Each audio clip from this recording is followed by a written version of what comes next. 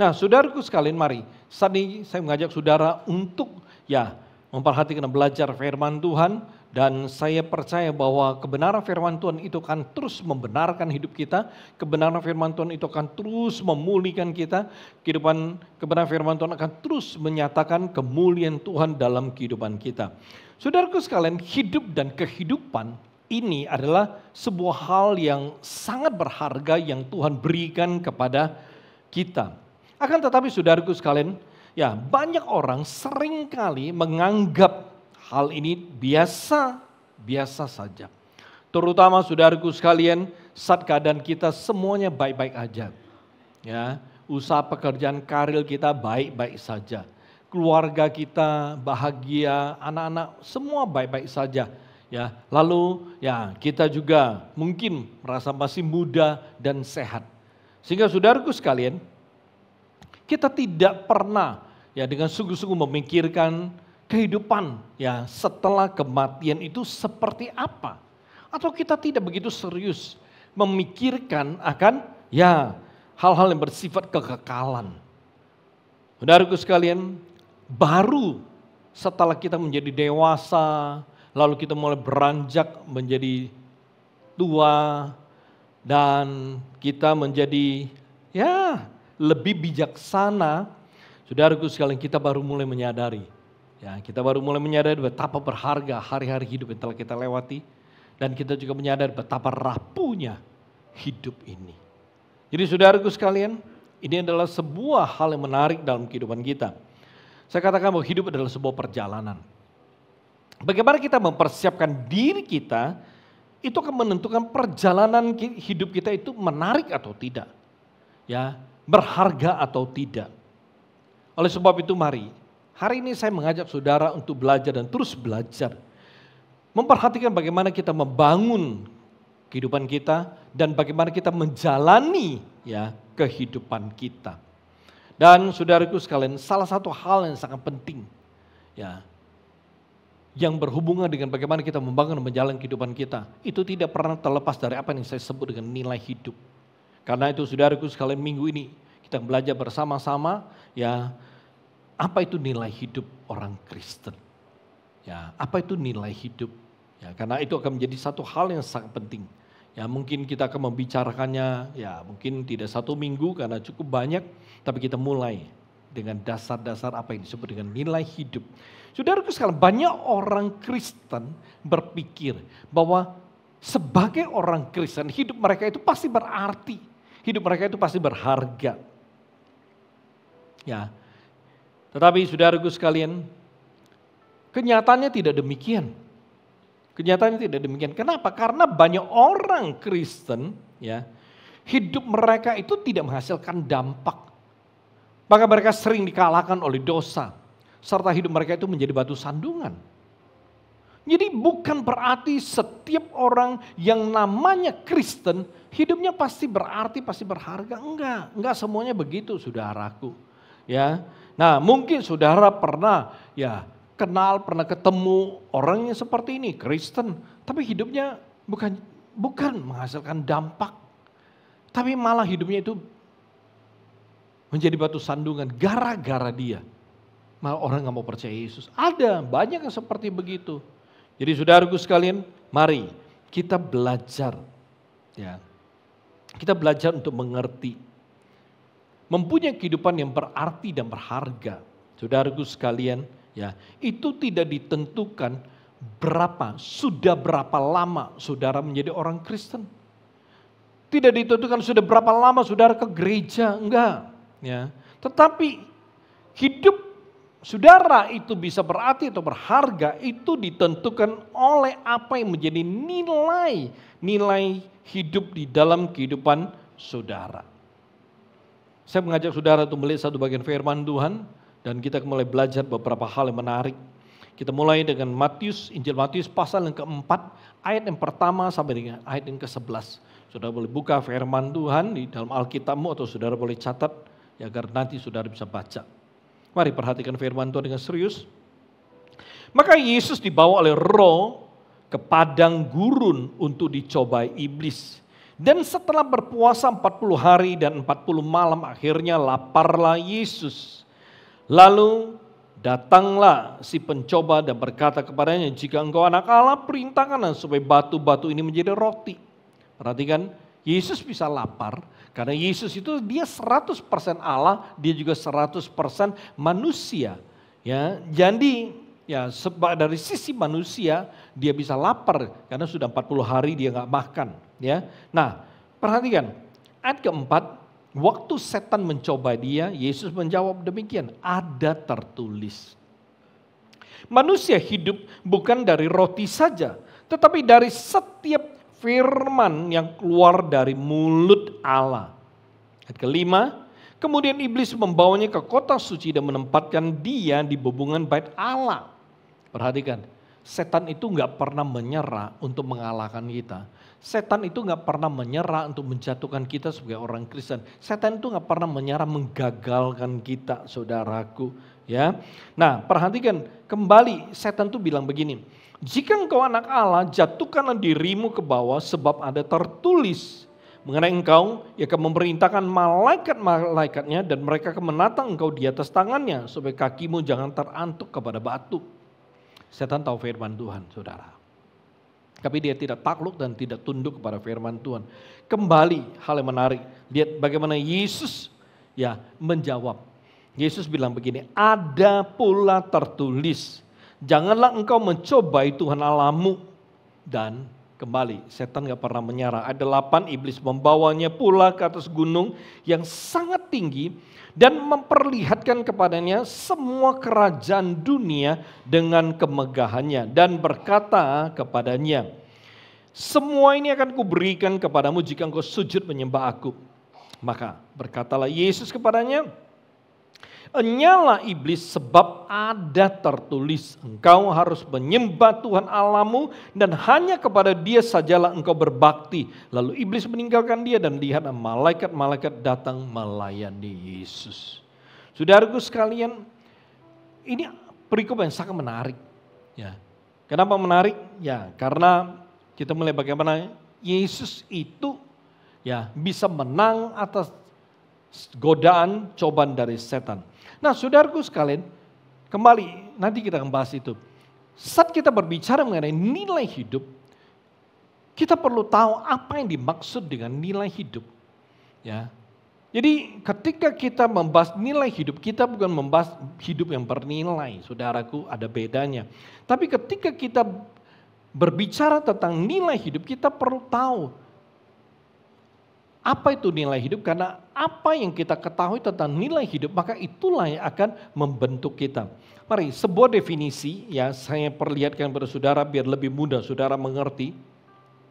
Nilai hidup itu adalah sebuah bentuk daripada perilaku dan tindakan yang kita anggap ideal ya untuk kita jadikan sebagai kepribadian kita, ya pembawaan kita, sifat dan karakter kita. Jadi saudaraku sekalian, ya misalnya seperti ini, ya kita merasa bahwa wow, menipu orang itu nggak baik, ya itu hal yang buruk, hal yang jahat.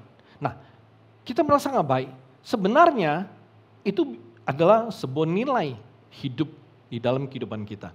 Jadi ketika saudara selalu punya pikiran bahwa nggak baik, nggak boleh, jahat kalau nipu orang, maka saudaraku sekalian, ketika saudara hidup dengan hal seperti ini, maka halnya akan menjadi pribadi saudara, sebuah kepribadian saudara. Halnya akan menjadi pembawaan saudara. Jadi kemana-mana saudara pergi, saudara nggak pengen nipu orang. Dan ini akan menjadi sifat saudara. Dan ini menjadi karakter saudara. Ini yang saya maksudkan dengan nilai hidup. Jadi nilai hidup adalah sebuah perilaku, sebuah tindakan. Jadi ini adalah sesuatu yang berhubungan dengan kehidupan kita sehari-hari. Kita berinteraksi dengan siapapun, kita tahu menipu orang itu gak baik, gak benar, jahat, buruk. Dan kita tidak melakukannya. Nilai hidup. Jadi nilai hidup itu menunjukkan siapakah saudara. Ya, kenapa? Karena dari nilai hidup, bisa dilihat, itu pribadi, kepribadian saudara. Itu pembawaan saudara. Itu sifat saudara, itu karakter saudara. Nah, Ini menarik. Jadi saudaraku sekalian, ketika seseorang yang berinteraksi dengan saudara, seseorang yang selalu ada bersama dengan saudara, ya, begitu dia melihat hidup saudara, melihat nilai-nilai hidup saudara, maka dia tahu saudara itu orangnya seperti apa. Itu sama dengan kita melihat logo mobil, saudaraku sekalian. Begitu kita melihat logo mobil, kita nggak baca tuh mobil apa, begitu lihat logonya kita udah tahu nih mobil apa. Ini mobil Toyota, ini mobil Mercy, BMW, ya, atau apapun dari logonya. Saudaraku sekalian, dari nilai-nilai hidup kita, orang mengenal siapakah kita. Ya, jadi saya katakan ini menjadi satu hal yang sangat penting, ya, sangat penting. Nah, saat kita berbicara mengenai nilai hidup, perhatikan saudara sekalian, nilai hidup kita pegang akan membuat kita mampu membedakan, ya, mana yang benar atau baik dan mana yang tidak benar atau tidak baik. Ya. Kita perlu tahu bahwa nilai hidup, saat kita bicara nilai hidup itu bukan seperti bakat atau talenta bawaan lahir, enggak. Ya, bukan begitu lahir, ya seseorang sudah punya nilai hidup yang luhur, yang baik, yang benar, enggak. Karena nilai hidup itu bukan bakat, dia bukan talenta yang bawaan dari lahir. Ya, tapi nilai hidup itu terbentuk dari lingkungan kita. Nilai hidup itu terbentuk dari ya di mana kita ada dan hal-hal atau orang-orang yang berada di sekitar kita. Dengan kata lain bahwa nilai hidup itu dihasilkan dari pengaruh yang kita terima dari keluarga kita, dari ya masyarakat atau tempat kerja kita, sekolah kita dan lain sebagainya.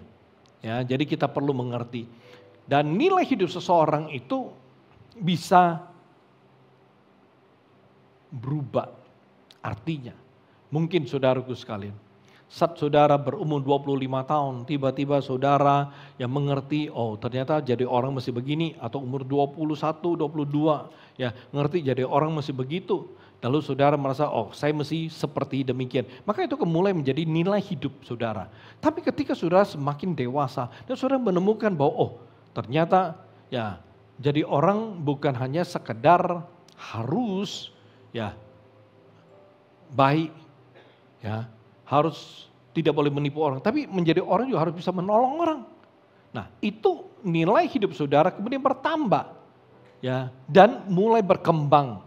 Kenapa bisa demikian? Karena saudara makin dewasa, pergaulan saudara semakin luas, ya info atau hal-hal yang baik itu mulai saudara terima secara beragam dalam kehidupan saudara. Maka itu akan membuat nilai hidup saudara bisa berkembang, ya bisa berubah.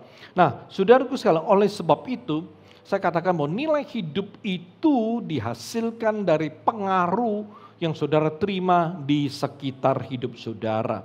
Kita kembali, saudaraku sekalian, dalam perikop yang kita baca, Yesus bisa menang atas pencobaan dari iblis. Karena Yesus menjaga hidupnya dengan firman Tuhan. Ini adalah nilai hidup Yesus yang Yesus perlihatkan kepada setan dan kepada dunia, kepada kita semua pada hari ini. Menarik. Ya, perikop Matius 4, 1-11 yang kita baca di atas, ya, kita menemukan bagaimana Yesus membangun nilai hidupnya. Yesus membangun nilai hidupnya berdasarkan ya kebenaran firman Tuhan. Oleh sebab itu saudaraku sekalian, ya kita bisa melihat semua yang keluar, semua yang direfleksikan oleh Tuhan Yesus, jawaban-jawabannya, ya itu semua berdasarkan firman Tuhan. Berdasarkan firman Tuhan, saudaraku sekalian. Kenapa demikian? Karena dia membangun hidupnya berdasarkan firman Tuhan. Ini menarik sekali, ya. Dengan kata lain, saudaraku sekalian, kita melihat kepribadian, pembawaan, sifat maupun karakter Yesus itu penuh dengan firman. Karena itu merupakan nilai hidupnya. Kalau nilai hidup saudara hari ini, ya itu di dalamnya seperti yang saya kasih contoh tadi, menipu itu tidak baik. Maka kemanapun saudara pergi, dengan siapapun saudara bergaul, dimanapun saudara kerja, saudara tidak pernah akan menipu orang. Karena itu nilai hidup saudara. Itu pembawaan saudara. Itu kepribadian saudara. Itu sifat saudara. Itu karakter saudara. Nah, ini penting. Jadi saudaraku sekalian, kita harus bisa membangun nilai hidup kita berdasarkan kebenaran firman Tuhan.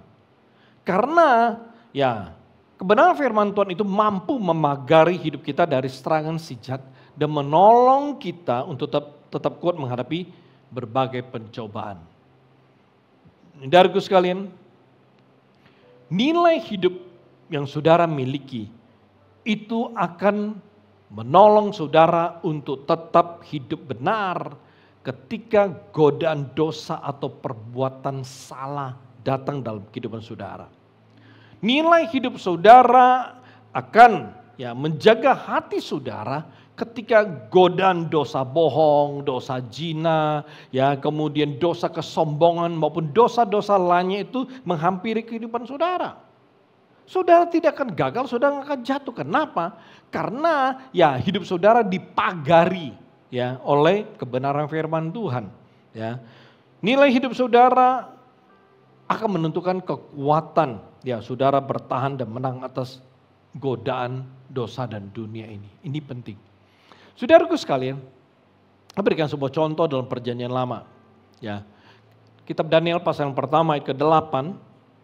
Perhatikan nilai hidup Daniel itu memberi kekuatan kepada dia untuk bertahan dan menang atas berbagai situasi kondisi godaan. Daniel 1:8, Daniel berketetapan untuk tidak menajiskan dirinya dengan santapan raja dan dengan anggur yang biasa diminum raja. Dimintanya lah kepada pemimpin pegawai istana itu supaya ia tidak usah menajiskan dirinya. Saya percaya kita sudah banyak yang tahu tentang sejarah Daniel. Mereka adalah orang Yahudi yang ditangkap oleh kerajaan Media Persia, Babel, yang dipimpin oleh Nebukadnezar. Dan ketika dibawa ke Babel, saudaraku sekalian, yang dibawa ke sana itu adalah orang-orang pilihan. Artinya, orang-orang Yahudi yang pintar, cerdas, pandai, itu diambil untuk dipekerjakan di kerajaan Babel.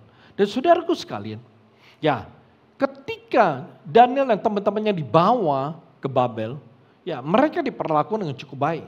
Karena para pegawai istana sebelum memperlihatkan kepada Nebukadnezar, orang itu benar-benar mesti sehat.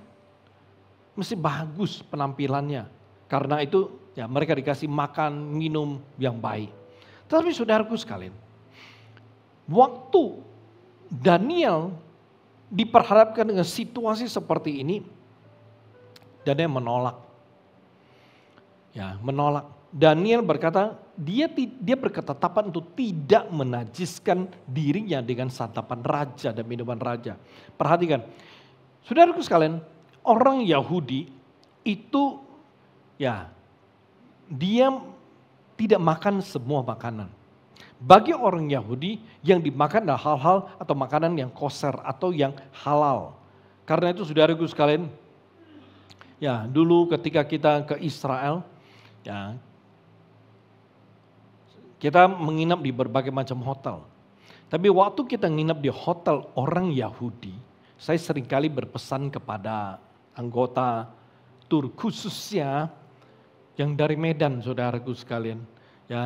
Kalau orang Medan keluar nggak makan cabai dengan makan lainnya susah, makannya nggak enak. Jadi kadang-kadang kalau ke apalagi ke Timur Tengah bawa cabai, bawa bumbu pecel gitu loh. Jadi ada kacang, ada pedasnya.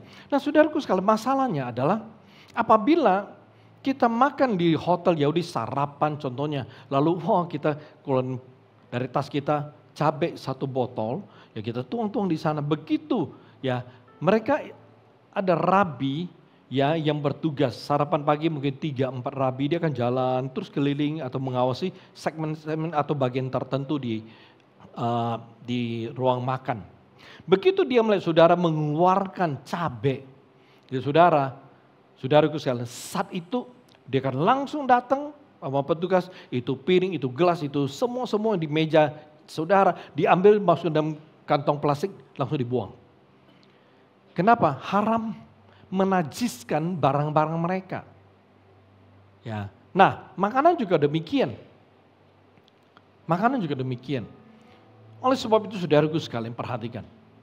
Sekarang kalau saudara ke Dubai, ada toko makanan yang ditulisan kosher. Artinya apa? Artinya itu toko khusus orang Yahudi ada di Dubai. Dan itu memberitahukan bahwa ada komunitas Yahudi di Dubai. Ada komunitas Yahudi di Dubai. Nah, ini hal yang luar biasa. Karena itu saudaraku sekalian, ya, sebelum banyak airline itu membuka penerbangan langsung ke Tel Aviv hanya Etihad. Pesawat, harga tiket pesawatnya itu luar biasa, gila tinggi. Oleh sebab itu kita nggak bikin grup ya ke Israel sementara karena harga tiketnya agak tidak masuk akal. Kenapa? Karena setiap hari Jumat itu orang Yahudi akan pulang ke Yerusalem. Jadi dengan kata lain, Yahudi yang tinggal di Dubai itu akan balik. Di mana-mana yang sekitar Timur Tengah semua balik. Kenapa? Karena mau merayakan Sabat. Jumat pulang, Sabtu, Sabat, Minggu, Senin mereka balik lagi ke tempat mereka kerja. Oleh sebab itu harga tiket, waktu itu hanya Etihad yang terbang ke Yerusalem, harga tiket gila-gilaan. Tapi sekarang sudah buka, ada Emirates, ada lainnya.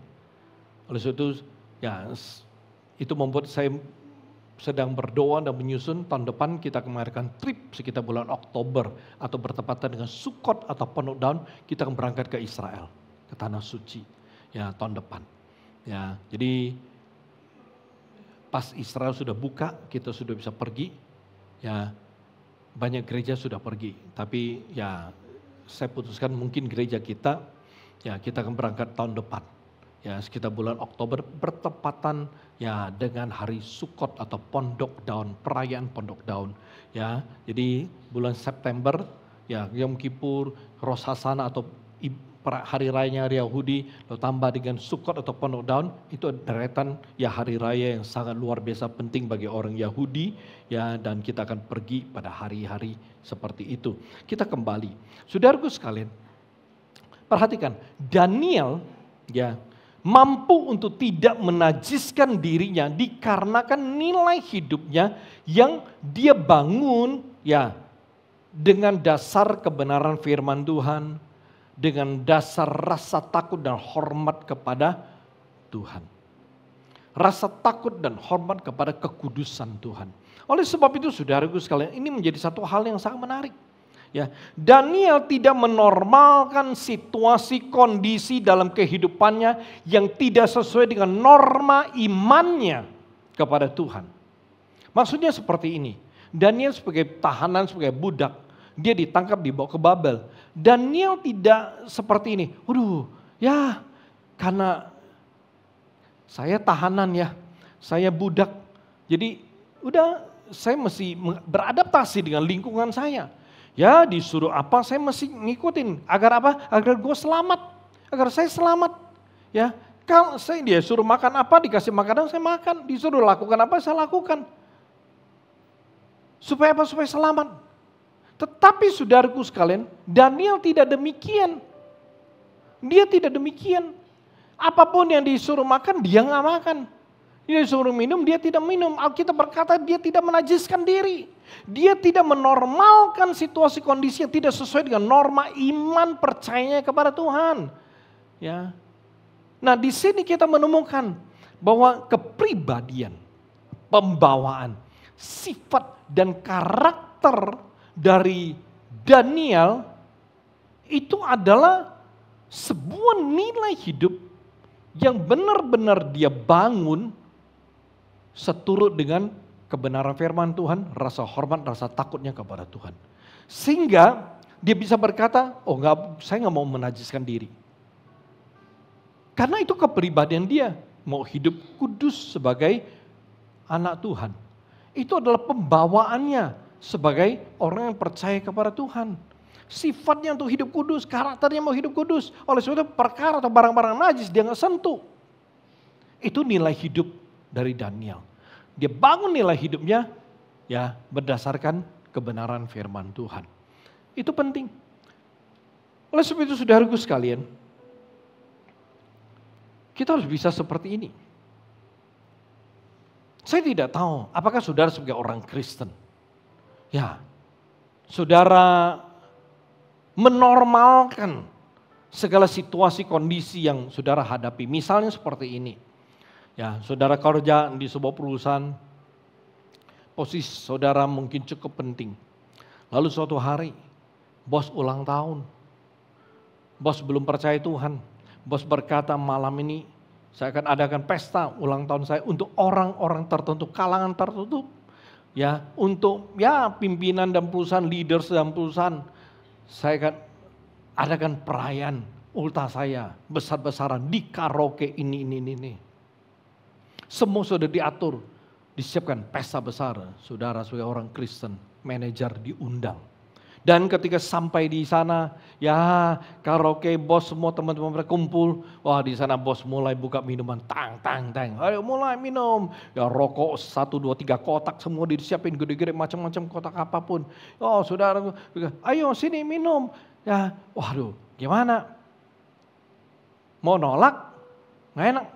Kita kan nggak boleh mabok sebagai orang Kristen. Ya, aduh, gimana? Tapi ini bos.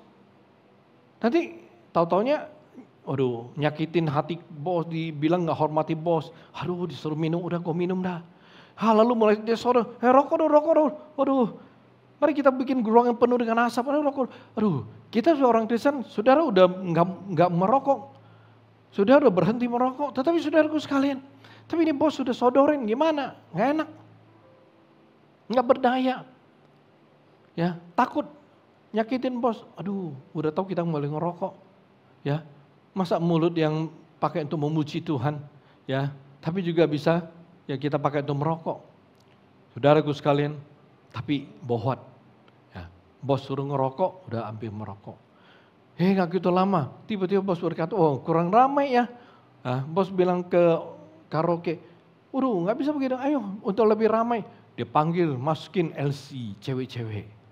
Udah nemenin, ya, biar ramai, nemenin apa, nyanyi. Saudaraku sekalian, tahu sendiri ya, begitu masuk ya sambil nemenin nyanyi, ya sambil melok-melok. Aduh, gimana caranya, istri di rumah ya merasa dipelok, ya nggak enak sama istri, ya beban berat tapi juga senang juga ya. Dan saudaraku sekalian, ya kalau nggak mau dipelok, nggak mau duduk sama cewek, bos sudah suruh, kamu sini temenin nih. Bos yang nunjuk tuh cewek duduk di samping. Nah saudaraku sekalian, apa yang terjadi? Waduh, nggak enak, ya nggak enak. Tapi mau gimana? Begitu cewek yang duduk, manis juga.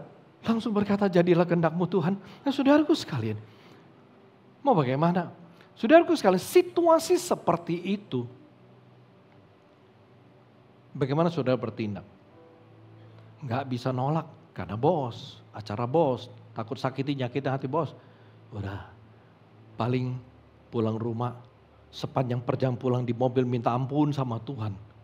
Saudara mungkin bisa berpikir demikian. Karena saudara merasa gak berdaya, bukan salah gue, bukan maunya gue, tapi kan gak enak sama bos.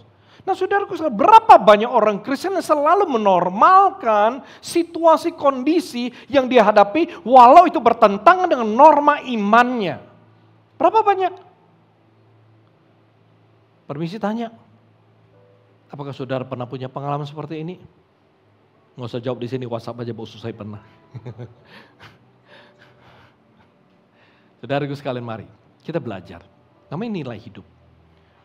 Penting nilai hidup. Kenapa? Karena itu membantu kita kuat.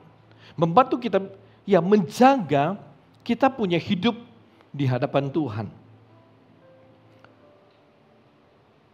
Jangan sampai kita menjadi orang yang takut sama manusia. Daniel gak begitu saudaraku. Perhatikan, Nebukadnezar mati ganti anaknya. Bersasar. Dan anaknya itu karena kurang ajar sama Tuhan. Malamnya Tuhan matikan. Kenapa? Waktu dia sudah gantikan papanya di umur yang cukup muda. Suatu hari diadakan pesta. Wah, semua pembesar, semua dia punya istri gundik, semua kumpul minum. Tiba-tiba dia berkata, pergi tuh ambil perkakas dalam bait Allah yang dibawa pulang. Mereka udah ambil semua waktu mereka nyerang Yerusalem, itu perkakas bait Allah terbuat dari emas, perak, itu cawan dan lain semua dibawa kemana? Ke Babel. Lalu waktu sedang pesta minum, nih anak Nebukadnezar bilang gini ke pegawainya, pergi tuh, ambil semua tuh perkakas bait Allah, itu cawan emas, perak, sini bawa sini, ngapain? Kita pakai itu minum. Mereka pakai untuk minum, mabok, pakai perkakas rumah Allah. Dan waktu mereka sedang pesta, tiba-tiba di tembok ada tangan segini yang sedang menulis. Dia panggil semua orang pintar. Dia panggil semua ahli-ahli jampinya untuk menjelaskan itu tulisan. Walaupun dia berkata, siapa yang bisa membaca dan memberitahukan artinya, gua akan angkat jadi orang ketiga tertinggi di kerajaan Babel. Gak ada satupun yang bisa. Sampai satu orang istrinya berkata, ada satu dari zaman Papalu orang yang sangat berhikmat namanya Daniel. Panggil dia datang. Panggil datang. Dan Daniel membacakan itu tulisan yang berasal dari tangan Tuhan dan memberitahukan artinya. Singkatnya dia berkata, ya kerajaanmu akan dipecah Allah menjadi dua karena engkau sombong, engkau tidak menghormati Tuhan, lalu engkau akan mati malam ini. Dan benar malam itu dia mati. Lalu muncul Darius, orang Media Persia, raja Media Persia menggantikan dia. Dan saudaraku sekalian, dan waktu pemerintahan Darius, Daniel merupakan salah satu dari 3 orang pintar yang dipilih untuk mengelola orang-orang pintar di bawahnya. Dan dari 3 orang Daniel yang paling hebat, itu membuat yang lain cemburu. Mereka berusaha untuk menggagalkan Daniel, tapi tidak ada celah. Yang ada celah adalah ibadahnya kepada Tuhan. Karena itu mereka kasih tahu Darius, buat peraturan tidak satupun orang di dalam kerajaan Media Persia ini boleh beribadah, boleh berdoa kepada Tuhannya. Peraturan itu dibuat, diumumkan.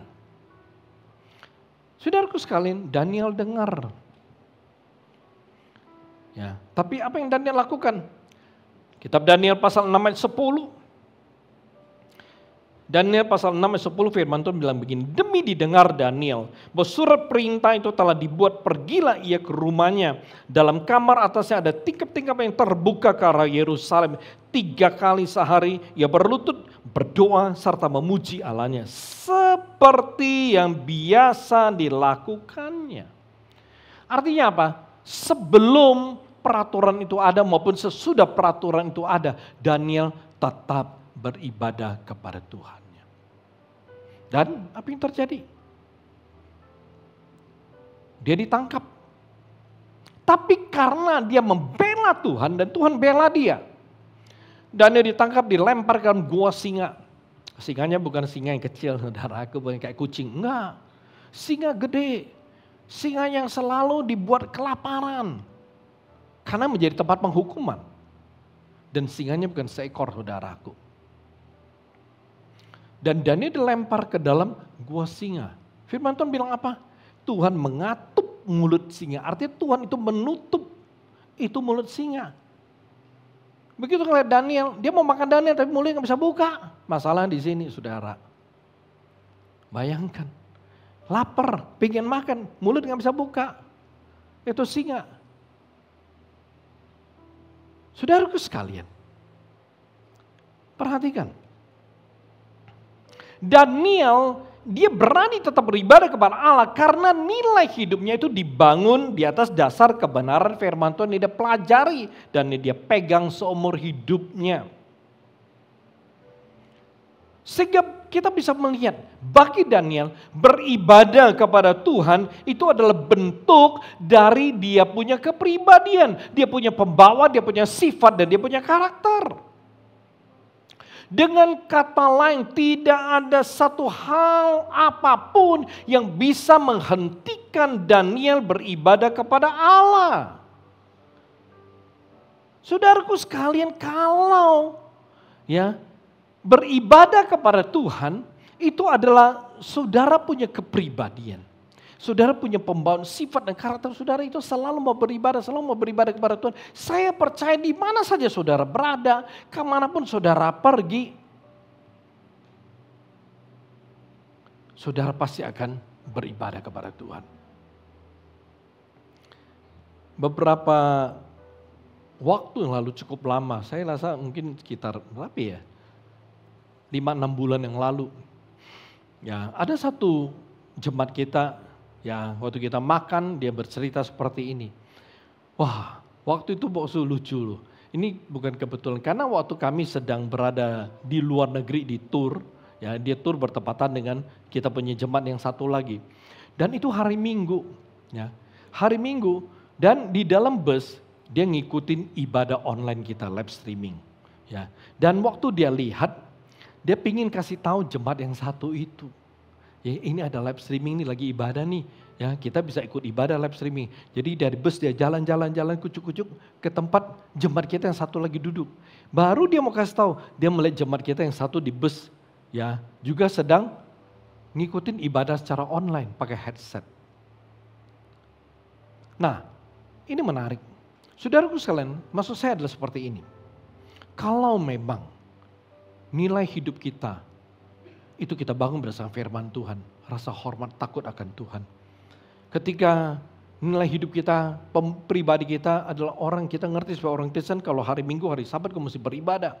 Jadi dimanapun saudara berada, kemanapun saudara berada, saudara pasti akan mengatur waktu untuk beribadah.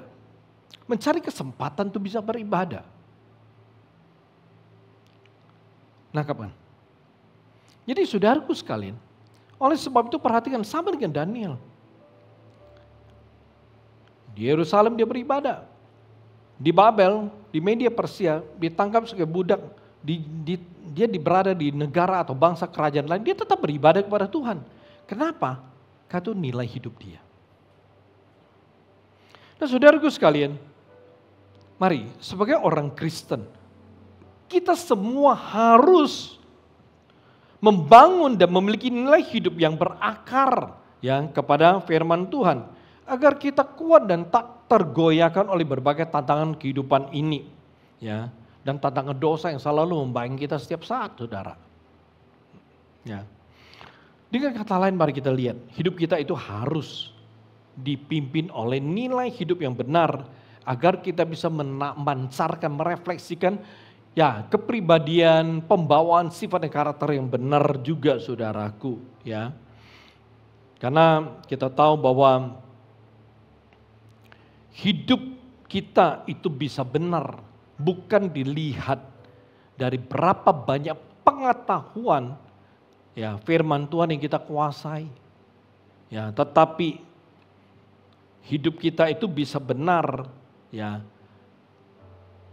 tergantung berapa dalam itu kebenaran firman tertanam dalam hidup saudara dan berapa banyak, berapa mampu saudara menghidupi firman Tuhan ya di keseharian hidup saudara dalam bentuk nilai hidup. Okay. Saudaraku sekalian, saat kita bicara mengenai nilai hidup sebagai orang Kristen, kira-kira apa itu nilai hidup orang Kristen? Oke, minggu ini kita coba belajar ya satu aja. Ya, nilai hidup kita sebagai orang Kristen yang pertama itu kasih. Ya. Firman Tuhan Injil Matius 22, 37 sampai 39, mari kita lihat bersama. Itu firman Tuhan bilang begini, jawab Yesus kepadanya, kasihlah Tuhan Allahmu dengan segenap hatimu, dan dengan segenap jiwamu, dan dengan segenap akal budimu. Itulah hukum yang terutama dan yang pertama. Dan hukum yang kedua, yang sama dengan itu ialah kasihlah sesamamu manusia seperti dirimu sendiri. Ini cukup terkenal. Ya, ini adalah perintah kasih Tuhan. Ya, bahwa kita mesti mengasihi Tuhan, mengasihi manusia. Perhatikan. Nah, kalau kita bicara bahwa kasih adalah nilai hidup orang Kristen, maka nilai hidup ini harus ada di dalam hidup Anda dan saya. Amin, saudara. Ya. Nah, ini merupakan nilai hidup yang utama dan terutama. Kenapa? Karena ini merupakan perintah Tuhan Yesus untuk kita semua. Dengan kata lain, mengasihi Tuhan dan sesama itu perintah Tuhan Yesus untuk kita. Ya, karena itu saya merasa bahwa ini harus menjadi nilai hidup kita yang paling utama juga.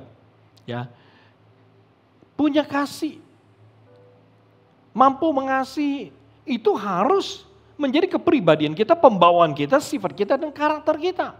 Jadi di mana saja kita ada, kemana saja kita pergi, kita mampu mengasihi Tuhan dengan baik dan mengasihi sesama kita dengan baik. Kenapa demikian? Kita nggak bisa saudaraku sekalian, oh yang penting gue mengasihi Tuhan. Nggak mengasihi manusia, nggak menjadi masalah. Yang penting gue mengasihi Tuhan, nggak bisa begitu. Aturannya bukan begitu, perintah Tuhannya bukan begitu. Perintah Tuhan jelas, kita harus mengasihi Tuhan dan sesama. Artinya kita harus mengasihi Tuhan dan kita harus mengasihi manusia juga. Kita nggak bisa timpang. Oh Tuhan, yang utama Tuhan, yang penting Tuhan. Ya tidak mengasihi manusia mah urusan belakang, nggak. Tidak penting, yang penting Tuhan. Nggak bisa begitu. Ya. Nah saudaraku sekalian perhatikan. Ya, firman Tuhan kita baca jelas sekali. Sebagai orang Kristen kita harus bisa mengasihi Tuhan dan sesama kita. Kalau kita memiliki kasih sebagai nilai hidup, saudaraku sekalian, maka ini akan menjadi kekuatan bagi kita untuk sungguh-sungguh mengasihi Tuhan dan sungguh-sungguh mengasihi manusia. Karena ada orang Kristen sungguh-sungguh dia bisa mengasihi manusia, tapi mengasihi Tuhan, tapi waktu mengasihi manusia enggak sungguh-sungguh, setengah-setengah. Tergantung konflik of interest. Karena ada orang Kristen mengasihi Tuhan itu luar biasa, nomor satu. Tapi mengasihi sesama, tergantung konflik of interest. Artinya, ya tergantung dapat keuntungan apa. Gue mengasihi dia nih, tergantung gue dapat keuntungan apa. Kalau kita mengasihi seseorang, berdasarkan keuntungan yang bisa kita peroleh dari dia, itu bukan kasih yang murni. Kasih yang gak murni. Gak bisa disebut nilai hidup. Kalau kita mengasihi seseorang, tapi ada udang di balik bakmi. Gak bisa saudaraku. Kita gak bisa mengasihi seseorang dengan bentuk konflik of interest. Gak bisa. Karena Tuhan tidak mengajarkan begitu. Firman Tuhan tidak mengajarkan begitu. Kita harus mengasihi Tuhan dan kita harus mengasihi sesama. Yang pertama, mengasihi Tuhan. Yang kedua, mengasihi manusia. Seimbang. Ya, jadi perhatikan, kalau kita mengasihi Tuhan dan mengasihi manusia, dua-duanya harus sungguh-sungguh kita lakukan. Perhatikan, saat kasih itu merupakan nilai hidup kita, yaitu maksudnya kasih itu menjadi kepribadian kita, pembawaan kita, sifat kita, karakter kita. Maka selain kita punya kekuatan untuk mengasihi Tuhan dan sesama, saudaraku sekalian, kita juga punya kekuatan untuk mengampuni dan memaafkan orang yang telah menyakiti hati kita, melukai perasaan kita dan yang mengecewakan kita. Pasti bisa. Pasti bisa. Ya. Kenapa? Karena ketika kita bicara mengenai forgiveness, kita bicara mengenai pengampunan, kita berbicara mengenai semin, itu nggak mudah, nggak gampang. Nggak gampang. Ya. Mengampuni, itu tidak seperti kita makan agar-agar gitu loh. Enggak. Mau digigit, mau ditelan sama aja. Mudah. Mengampuni itu seperti kita makan durian. Buka dulu banyak durinya di atas. Setengah mati. Coba buka durian pakai tangan. Saudaraku sekalian. Susah. Mengampuni demikian. Kalau saudara bisa mengampuni, ada kelegaan yang luar biasa terjadi. Ada sebuah kisah yang sangat menarik. Dan itu kisah selalu menjadi maksudnya satu inspirasi bagi saya. Walaupun ini kisah yang sudah terjadi lama sekali. Tapi selalu menarik. Dan menjamah banyak orang ketika mendengar cerita ini. Mungkin sudah pernah dengar nama Corrie ten Boom, orang Belanda. Saudaraku sekalian, sederhana. Corrie dan adiknya Betsy, orang Belanda, tapi ditangkap oleh Nazi dan dibawa ke kamp konsentrasi. Masalah sederhana, waktu Jerman menguasai Eropa, waktu Nazi menguasai Eropa, saudaraku sekalian, mereka menangkapi orang-orang Yahudi. Mereka membunuh, membinasakan orang Yahudi. Genosida orang Yahudi. Jadi di seluruh Eropa, Yahudi itu ditangkap lalu dibunuh. Ujung-ujungnya harus mati. Cara matinya tergantung apa yang telah mereka gali, apa yang mereka dapat dari si Yahudi. Ya, kalau dia punya info sudah dia gali, uangnya, hartanya sudah dia tahu di mana udah diambil, dia dibunuh. Saudaraku sekalian, Betsy Kori, kakak beradik. Orang Belanda, nggak ada hubungan sama Yahudi sebenarnya. Dan dia bukan menjadi incaran Nazi, tetapi yang menjadi persoalan. Waktu tentara Jerman ada di Belanda dan menangkapi orang Yahudi, Kori dan adiknya Betsy menyembunyikan orang Yahudi di rumah mereka. Dan akhirnya ketahuan, begitu ketahuan, selain orang Yahudi itu tangkap, Kori dan Betsy juga ditangkap. Dua-duanya dibawa ke camp konsentrasi. Singkat cerita saudaraku, Jerman kalah perang dan Kori dibebaskan kembali ke negaranya. Suatu hari saudaraku sekalian, ya Kori sudah melayani Tuhan dan Tuhan bicara sama hati, di dalam hatinya. Tuhan bicara kepada dia bahwa Tuhan juga mengasihi orang-orang Jerman. Dan saudaraku, oleh sebab itu Kori kemudian memutuskan untuk berangkat ke Munich. Beliau berangkat ke Munich untuk melayani sebuah gereja. Dan habis dia khotbah, saudaraku sekalian, habis dia khotbah, ya dia kemudian turun, ya orang-orang ya datang ya bersalaman dengan dia lalu pergi. Tiba-tiba ada satu bapak-bapak badan cukup besar, ya pakai topi coklat, kemudian ya berdesak-desakan ke depan untuk menemui Kori. Saudaraku sekalian, Kori berdiri di depan mimbar seperti ini. Dan bapak itu sudah sampai hanya sendirian. Dan melihat kepada Kori, ya tiba-tiba dia mengulurkan tangan. Dan bapak itu berkata, tadi waktu ibu berkhotbah, ibu menyebut satu kata, Ravensbrück. Itu camp konsentrasi, itu penjara di mana Kori dan adiknya Betsy dan orang Yahudi lainnya dipenjarakan di sana. Dan itu penjara sebenarnya punya memori yang sangat menakutkan bagi Kori. Waktu orang itu mengulurkan tangan, memperkenalkan diri kepada Kori, dia bilang gini, saya adalah mantan tentara Nazi yang ditempatkan di penjara tersebut. Begitu Kori mendengar di hadapannya itu adalah seorang mantan tentara yang ditempatkan di sana, tiba-tiba memori kembali dengan sangat cepat ke penjara Ravensbrück. Di sana itu dia ngalamin bagaimana dia, adiknya dan wanita Yahudi lain semuanya itu pakainya dilucuti dan mereka dibiarkan harus hidup dengan telanjang. Dia merasa pelecehan, dia merasa perlakuan siksaannya itu penderitaan begitu luar biasa. Dan itu memori tiba-tiba kembali. Bagaimana perlakuan tentara Jerman ke mereka, ya pelecehan yang mereka terima, ya waduh rasa sakit, penderitaan semuanya. Bahkan adiknya Betsy itu mati dalam penderitaan di penjara tersebut. Oleh sebab itu memori buruk, ada sebuah kemarahan, ya kebencian yang ada di dalam diri Betsy. Walaupun Tuhan selalu berkata kalau lu mau diampuni, lu mesti mengampuni. Dan Betsy selalu merasa itu ayat, itu firman Tuhan selalu ada di telinga dia. Dan hari itu habis dia pelayanan, tiba-tiba di hadapannya berdiri satu sosok yang menjadi momok pada waktu dia di penjara. Dia mantan tentara Nazi di Ravensbrück. Penjara, ya camp konsentrasi Jerman. Saudaraku sekalian, dia mengulurkan tangan, dia minta maaf, minta ampun. Dan Betsy berkata bahwa tubuh saya itu seolah serasa beku. Tangan saya itu begitu berat, mau diangkat. Tapi itu firman Tuhan selalu berkata, kalau lu mau diampuni, lu mesti mengampuni.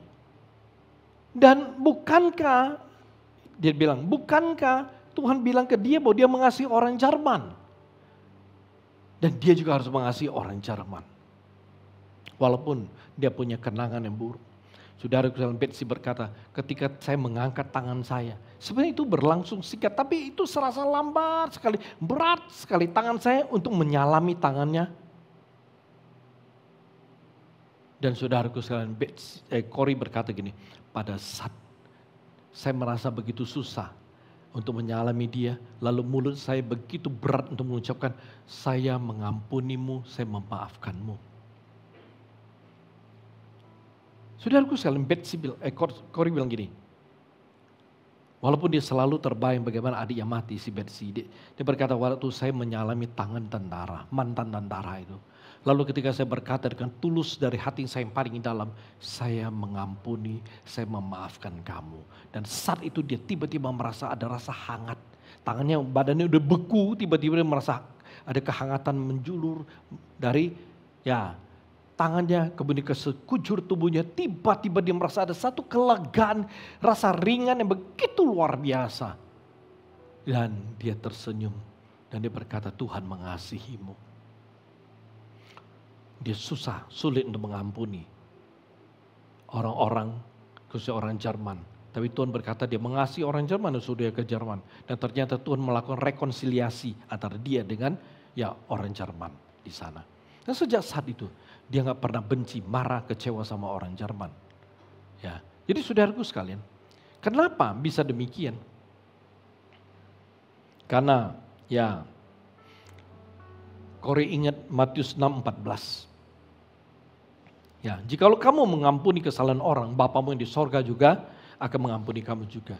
Corey bisa mengampuni karena ada nilai hidupnya, yaitu kasih yang benar-benar nyata. Benar-benar nyata. Karena kasih adalah kepribadian dia, pembawaannya, sifat dan karakter dia, maka kasih itu hidup di dalam dirinya. Kemanapun dia pergi, itu kasih selalu mengikuti. Dan akhirnya dia bisa mengampuni orang yang pernah menjahati dia di kamp konsentrasi. Dia bisa mengampuni dan dia bisa merasakan kelepasan ketika dia mengampuni. Itu bisa terjadi, itu bisa Corey lakukan karena apa? Karena kasih. Oleh sebab itu saudara, ini hal yang pertama. Nilai hidup yang pertama yang harus kita bangun dalam hidup kita, yaitu kasih. Biarlah kasih ini menjadi kepribadian kita, menjadi pembawaan kita, menjadi sifat, menjadi karakter kita. Sehingga kemana saja kita pergi, itu kasih selalu mengalir, kasih itu selalu memancar. Kasih itu bisa orang-orang rasakan dari hidup kita. Itu nilai hidup kita. Dan kalau saudara punya hidup, nilai hidup saudara kasih, saya percaya saudara punya kekuatan yang luar biasa dalam hidup ini. Amin. Mari kita tundukkan kepala, kita berdoa. Saudaraku sekalian, saat ini saudara datang kepada Tuhan. Saat ini coba saudara renungkan. Kehidupan saudara berarti dan berharga tidak. Kehidupan saudara hari ini itu bagaimana di mata orang-orang di sekitar saudara? Apakah mereka melihat nilai hidup saudara, kasih ini ada atau tidak? Dengan kata lain, hidup saudara dibangun di atas dasar kasih atau tidak? Di mana saja saudara berada, di rumah, di tempat kerja, di sekolah, di pergaulan saudara, di gereja. Apakah orang-orang bisa melihat dan merasakan bahwa hidup saudara itu penuh kasih? Ada kekuatan kasih yang menggerakkan hidup saudara. Apakah orang-orang merasakan, apakah orang-orang melihat, apakah orang-orang menemukannya? Mari bangun hidup saudara dengan nilai hidup kasih. Sehingga orang dengan mudah melihat ada kasih dalam kehidupan saudara. Karena kasih itu adalah pribadi saudara, kepribadian saudara. Kasih itu adalah pembawaan saudara. Kasih itu adalah sifat saudara. Kasih itu adalah karakter saudara. Renungkan. Mari mulai belajar untuk membangun nilai hidup ini. Miliki kasih. Renungkan. Hamba berdoa menyerahkan firman-Mu Tuhan. Serahkan dalam tangan kuasa-Mu. Tuhan memberkati, Tuhan pimpin. Biar kebenaran-Mu itu menjadi kekuatan yang sangat luar biasa bagi setiap anak-anak-Mu yang telah mendengar, percaya dan menerimanya dalam kehidupan mereka. Sehingga mereka mulai untuk membangun nilai hidup kasih dalam kehidupan mereka. Sehingga hidup mereka akan menjadi berkat bagi banyak orang, menjadi kemuliaan bagi nama Tuhan, dan hidupnya menjadi berkat bagi dirinya sendiri. Terima kasih Bapa, berkati firman-Mu, dalam nama Yesus Tuhan yang berdoa dan hamba bersyukur. Haleluya, amin.